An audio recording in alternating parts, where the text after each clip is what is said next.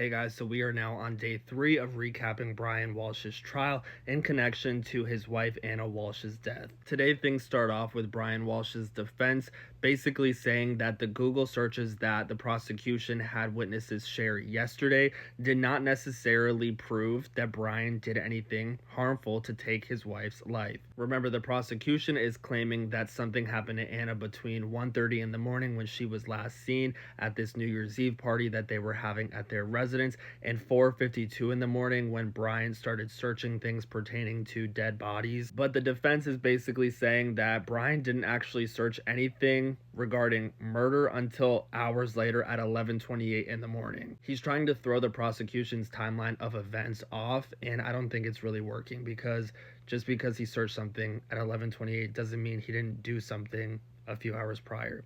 He also points out the fact that despite Brian Walshe searching things related to hard drive removal and erasing data from searches on his laptop, he didn't actually tamper with any of his electronic devices, basically trying to show the jury that yeah, Brian was searching things, but he wasn't actually acting any of these searches out. Thomas Menino Jr., keeper of records at JetBlue Airlines, ended up being called to the stand to testify next. He shared flight records for Anna Walshe between DC and Boston, which showed that Anna had flew from DC to Boston on December 30th, 2022, but her next flight on January 3rd was never used. Remember, Brian had initially tried to tell authorities that his wife had woke him up at some point in the early morning hours of January 1st, 2023, and claimed that she needed to go to the airport to get to work for an emergency. Law enforcement was quickly able to realize that that was not true, because she never flew after December 30th. Two other witnesses ended up taking the stand after: Seth Fox from Lyft and Alyssa Wimmer from Uber. Remember, Brian said that on the morning of January 1st, Anna was picked up by an Uber or Lyft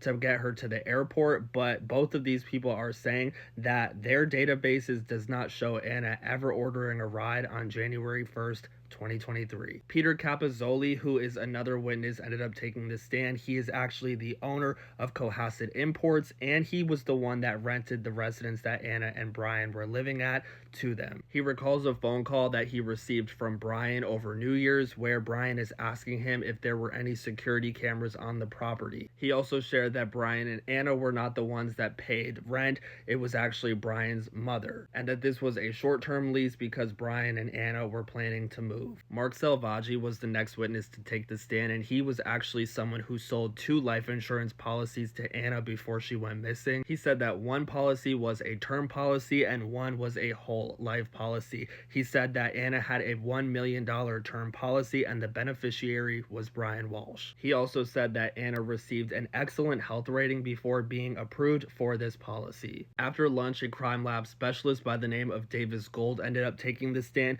to which he said that he tested the inside of the Walshe's Volvo and found 5 positive traces for blood. The prosecution then ends up showing the jury some pretty graphic images of items that were found in the trash that were believed to have been disposed of by Brian. The items included towels, slippers, a rug, and a Tyvek suit, all with reddish brown stains on them. Court did end up adjourning for today. It seems like the prosecution is really starting to lean into the fact that Brian may have done this not only because Anna was cheating on him, but because Brian needed money. He couldn't afford rent at his residence, his mom needed to pay it. He was dealing with another charge pertaining to forged art. He knew that his relationship with Anna was slowly starting to end, and he knew that if she had passed away, he would get $1 million out of it. So far, I'm not really seeing a great defense coming from Brian's defense table, but we'll see how this continues to play out. What do you guys think about all of this? Let me know in the comments, and I'll be back tomorrow evening